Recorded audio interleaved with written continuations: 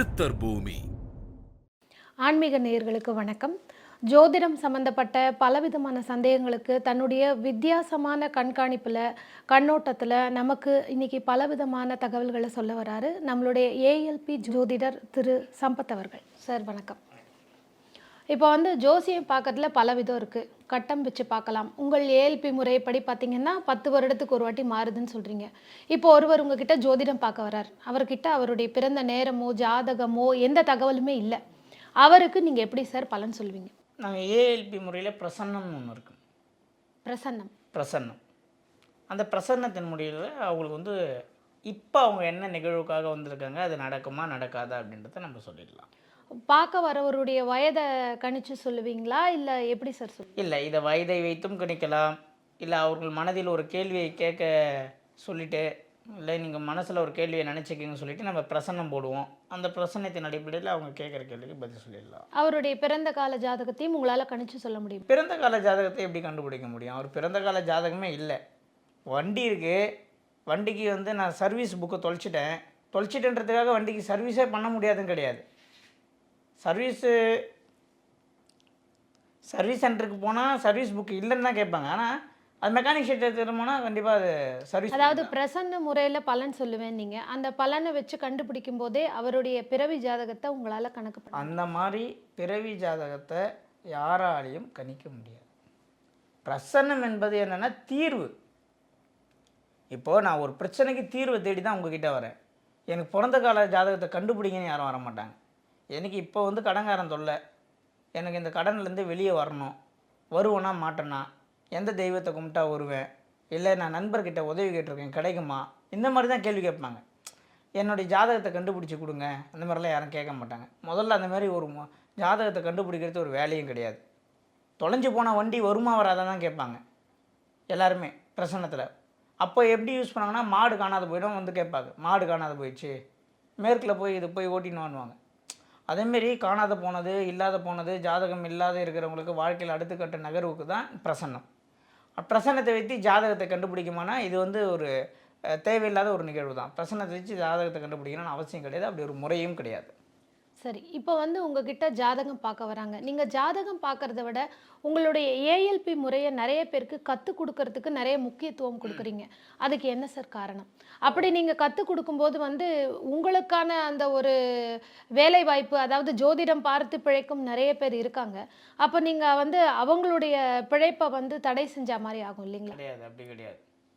அப்போ எல்லா இடத்துலையும் ஜோதிடர்கள் வல்லவன் உண்டு வையகத்தில்.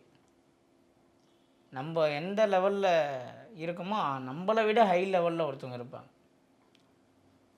இப்போது இந்த விஷயத்தில் நல்லா புரிஞ்சுக்கணும். ஏன்னா இப்போ கோடிக்கணக்கான மக்கள் இருக்காங்க, எல்லாருக்குமே பிரச்சனை இருக்குது. இன்னும் கலிகாலம் மொத்த பிரச்சனை அதிகமாக தான் போகும், பிரச்சனை கம்மியாகாது. இப்போ நம்ம ஒரு ஆளால் எவ்வளோ பேருக்கு பார்க்க முடியும்னு நீங்கள் நினைக்கிறீங்க? முடியாது, ப்ராக்டிக்கலாக முடியாது.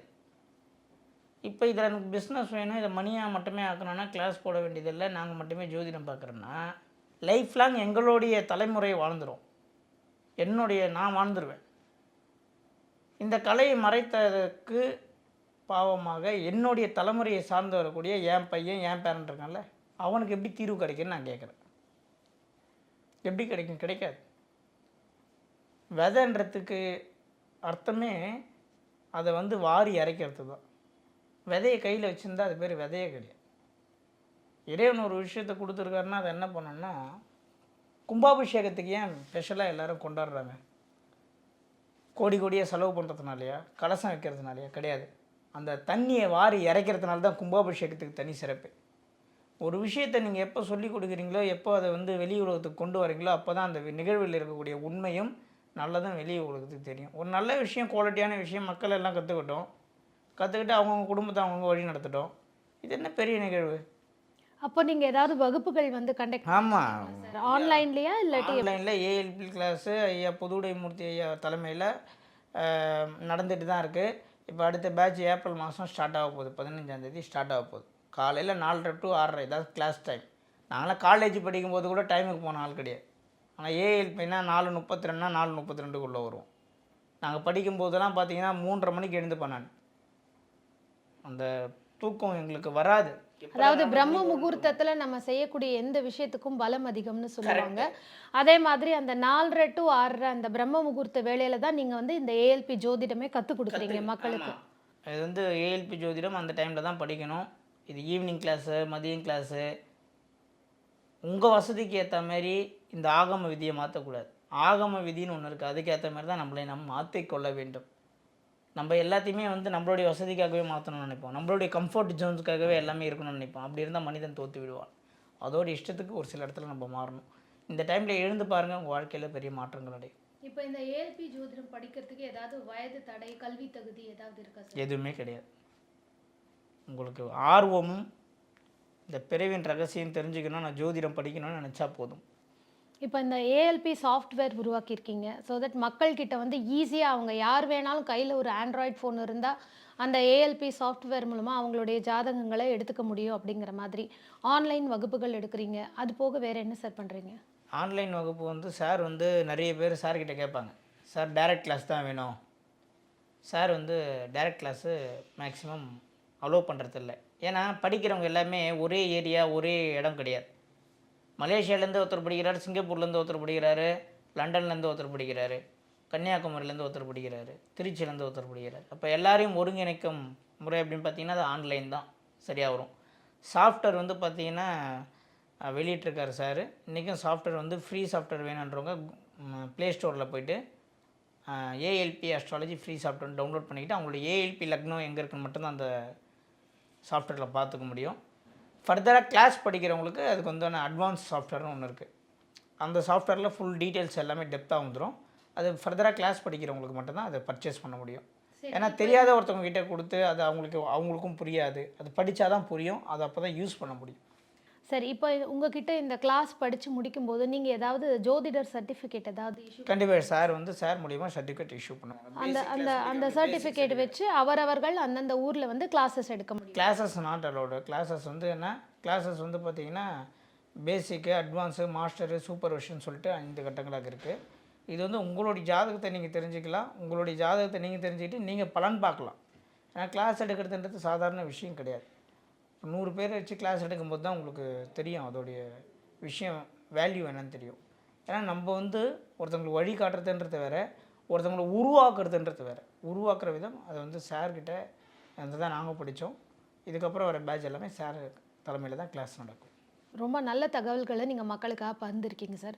உங்களுடைய அனுபவங்களில் நீங்கள் இந்த ஏஎல்பி முறையில் ஜோதிடம் பார்க்க ஆரம்பித்து சில வருடங்களாக இருக்குது. இதில் நீங்கள் ஆச்சரியப்படுற சில விஷயங்கள் நடந்திருக்கும், சம்பவங்கள் நடந்திருக்கும். அப்படி உங்களுடைய அனுபவங்களை நீங்கள் வந்து நிறையா நடந்திருக்கு. ஒரு நபர் வந்து என்கிட்ட வெளிநாடு போகணும்னா போக மாட்டேனான்னு கேட்குறாரு. கண்டிப்பாக போவீங்க அப்படின்றேன். மறுபடியும் ஃபோன் பண்ணுறாரு, இந்த வாய்ப்பு எனக்கு வந்து மிஸ் ஆகிடுச்சு சார் அப்படின்றாரு. மிஸ் ஆகிறதுக்கு உண்டான வாய்ப்பே கிடையாது. மறுபடியும் நீங்கள் கண்டிப்பாக இந்த 2023 மார்ச்சில் நீங்கள் வெளிநாடு கிளம்பியே தீருவீங்க அப்படின்ற. கரெக்டாக எனக்கு ஃபோன் அடிக்கிறாரு. ஆமாம் சார், எனக்கு விசா வந்துருச்சு, கண்டிப்பாக நான் கிளம்புறேன் அப்படின்றாரு. இந்த மாதிரி நிறைய விஷயங்கள் இருக்குது. இது 1 2 சொல்ல முடியாது, சொன்னால் சொல்லிக்கிட்டே இருக்கலாம். நாங்கள் தினம் தினம் நிறைய வாடிக்கையாளர்களை சந்திக்கிறோம். எல்லாருடைய வாழ்க்கையிலும் மிகப்பெரிய சக்ஸஸ். ஒரு ஜோதிடரால் 100 பேருடைய வாழ்க்கையும் வந்து சக்ஸஸ் அடைய வைக்க முடியுமானா கண்டிப்பாக முடியாது. ஏன் அப்படின்னா பகவான் ஒரு கணக்கு வச்சுருக்கார். நம்ம ஒரு ஜோதிடர் 80லேருந்து 90% வரைக்கும் ஒருத்தவர்களை ஜெயிக்க வைக்க முடியும். 90% ஆஃப் பீப்புள் ஜெயிச்சிருவாங்க ஒரு ஜோதிடரை நம்பினாங்கன்னா. 10% வந்து ஏன் சாமி இன்னும் கொடுக்கல அப்படின்னா, எல்லாமே நம்மளுக்கு கொடுத்துட்டா நம்மளுக்கும் ஒரு ஆணவம் க்ரியேட் ஆகிடும். அந்த ஆணவம் ஒரு மனிதருக்குள் வரக்கூடாதுன்றதுக்காக தான் எல்லாத்துக்குமே 10% கம்மி பண்ணி வச்சுருப்பார். சிவனுக்கு 5 தலை, எனக்கும் 5 தலைன்னு பிரம்ம ஆணவத்தில் இருந்ததுனால தான் ஒரு தலையை அவர் தூக்குனாங்க.